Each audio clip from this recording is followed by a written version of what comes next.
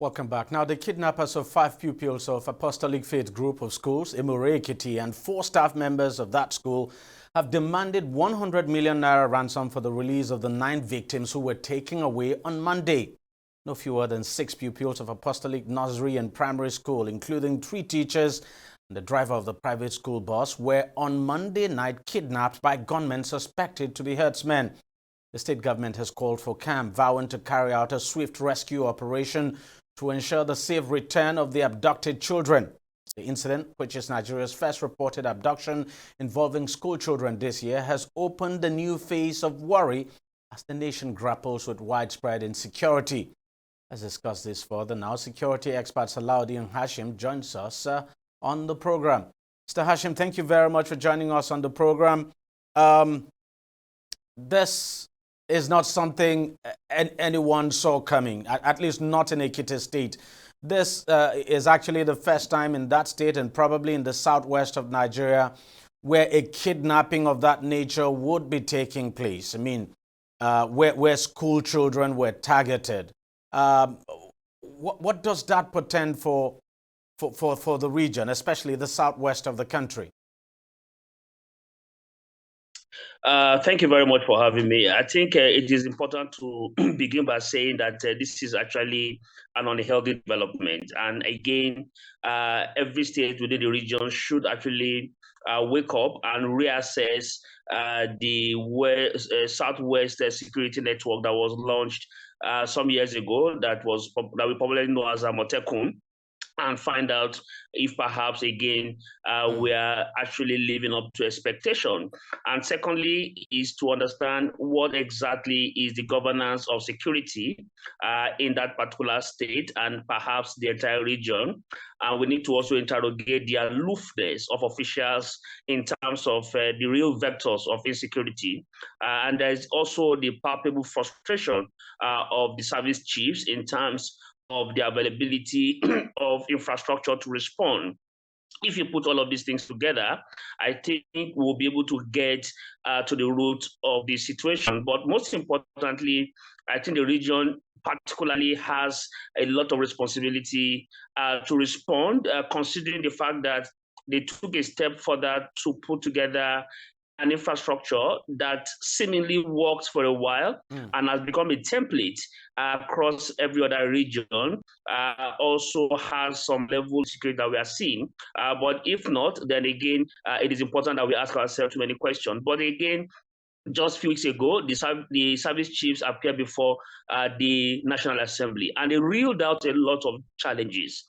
And most important of them all is the fact that they have shortage of personnel. They also have shortage of infrastructure that allows them to respond. And one thing that we didn't ask them is that the number of VIPs that also consume the entire security apparatus that we have in terms of personnel, how do we deal with that? 1 to 400 is the UN ratio for policing, but what we currently have now is about 1 to about 10,000. And that is because VIPs have taken the larger chunk of personnel for personal security. So what we have seen is that people have privatized security, they have politicized security, and they have also commercialized the entire process. This triangle is the threat to what we are seeing happening in Ekiti. If we don't deal with the politicization, the commercialization, and the privatization of security, we may just be starting to witness a new wave of attack and threats. But I think it's ripe for security stakeholders to respond by again reviewing the architecture, looking at what is not happening, gather intelligence, and strengthen civil-military relationship. The kidnapping incident is actually the second violent incident, if you like, we've seen in Ekiti in just a week. I mean, remember about 2 or 3 monarchs were actually attacked, and some monarchs were actually attacked, and I think 2 of them killed. And then days after that, we saw this. And the question you also want to ask is, what about Amotekun? And I'm happy that you talked about Amotekun. We have seen that in Ondo State, it appears that organization works. It's serving the people there. But it's not been the same story in some other states in the southwest of the country, particularly Ekiti, that has seen quite a lot of kidnappings, even last year. What do you think could be going on? Is it that Amotekun is not living up to expectation in that state, or could there be some challenges? The primary response to that is that there is a transition and a migration of threats from Ondo State to other parts of the Southwest. You know too well that it was prevalent in Ondo for a long time, but the then governor was very proactive, very responsive, and put together that infrastructure. So Ondo State became very hot, and there was no hibernation for the marauders, and they decided to go to neighboring states. So the first thing is that there is a cross-border crime amongst states, and they have moved into Ekiti now. And the issue around insecurity is that they try to catch states that are not prepared, unaware, and that is exactly what they have done to Ekiti State, just to catch them unaware, to be able to ensure that they're able to get the state security agencies to panic for a while and try to grapple with what response looks like. And that is one thing about the issue of security. It is not casual. The issue of security is something that you design and plan and conceptualize, and you may be able to find some level of sustainable effort to ensure that you don't have to get it. So you have to snip them out. You have to just terminate them. But the state government seems to be a little bit complacent, maybe perhaps because they have not seen such kind of happening within their domain. The best time to plan for war is during the time of peace. And I think this is also a wake-up call to every state within the region and perhaps across the country, just to make sure that, look, even if it is not happening within your terrain, you must be able to foster some level of collaboration with states that are having similar instances as a measure to ensure that you contain it. And then, of course, you protect your own people. But exactly what was not envisaged has actually played out. And again, if you push this a little bit further, it tells you very clearly that we also need to interrogate the political component and the political economy of conflict around. The first question that might want to come to mind readily is that are there any political threats that then are beginning to import this sort of militia into the state as a measure to destabilize or make the state ungovernable? These are some of the questions that we really need to ask ourselves, because you cannot sometimes divorce political coloration from situations like this.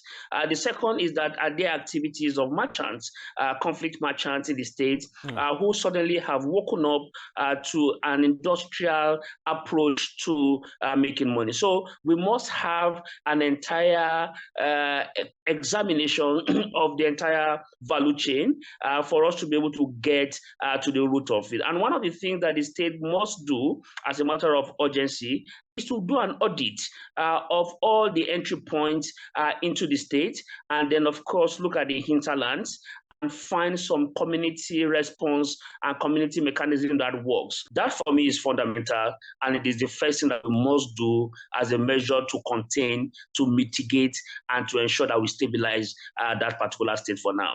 But you know that the Terrorism Prevention Act 2022 has actually criminalized the payment of ransom. And I'm just wondering, would the state want to pay ransom on behalf of the children? That is actually another moral question. Is it going to be a legal issue, a moral issue? Whether legality will come in, whether morality will come in. I understand that some of the parents of these children are already in the hospital because of incidences of shock. Then we need to ask ourselves, what exactly do we need to do? Would we want to go with the law for the states to intervene and pay ransom? Or would we want to be moral? And then, of course, because everybody within government, perhaps our parents, want to also use that as an empathy. If you go by the law, it means that the children will stay, and that will perhaps not continue to promote the culture of kidnapping, because sometimes it is always suggested that you need to go hard, and then, of course, there will be collateral damage, unfortunately. Okay. But whether morality or legality, well, truth is that yes, it's a law that ransom is not paid here, but we know what happens. But officially, we don't pay ransom. But let me ask you this final question. There's a, last year we saw some kind of lull in the activities of these kidnappers now, but it appears there's a resurgence, so to speak. You look at a place like the Federal Capital Territory, where we've had a resurgence of kidnappings, and the kidnappers have come with, more force this time. And we're seeing series of kidnappings, almost everywhere. What exactly is going on? Is there a renewed wave? And for how long are we going to deal with this? The Chief of Defense Staff, in his intervention in the inquest with the House of Reps, actually revealed a number of things. And one of which was that there's a situation where prison warders connive with Boko Haram members in their facility in the planning and execution of their felonious crime. How and why have we not actually opened an inquest into that particular allegation? It means that a number of people who are within the city center, particularly in Kuje prison, are planning a lot. And then, of course, seemingly, we saw the assault on the facility some years ago. We saw how this is also happening within the city center. It tells you very clearly from the last count, I heard that over 1,000 or more prisoners who escaped the last incident are still at large. These are lifers. And how does that begin to tell us the level of insecurity within the city center? So it tells you that this guy didn't go anywhere. Just that our security agencies are not able to fish them out. So they are within the state, in the hinterland, threatening, and again going back to their old vomit. So that in itself needs to be interrogated. That particular information was not dropped by anybody anyhow, but it was dropped by the Chief of Defense Staff, and I think it is very important that we interrogate this further. Secondly, is to also look at the kind of existing architecture that we have. That particular architecture seemingly is not working. We need to begin to engage community policing system. And then, of course, that community policing is not the concept that Nigerian police is actually pushing, but a concept that deals with a more holistic approach where community stakeholders are participants in the entire security decision-making process. If we do that, opportunities are there that we may have, we may be a step further in trying to solve this particular problem. But I can guarantee you, security men are not magicians. They can only function where the citizens offer them information and that intelligence are very strong. But we always think that the deployment is the only way. But what are the non-kinetic approach that we have also deployed to be able to contain the entire situation? And that for me is something that is actually very fundamental.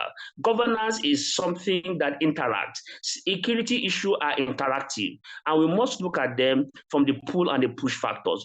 Government does not continue to rely on the issue of kinetic ways, deployment, armament. Security itself is not about armament. Security is about human capital development. And if we must say from that angle, it means that we need to put some kind of soft approach on the table to be able to ensure that we dissuade the recruitment of people into this terrorist organization. Until that is done, I'm afraid that these are the kind of incidences that we may continue to witness. Mr. Salahuddin Hashim, security expert, thank you very much for coming on the program, and thank you for sharing your thoughts with us. Thank you very much for having me. Appreciate it. Well, that's how much you can take on the program. Thank you very much for watching. I'll see you next time.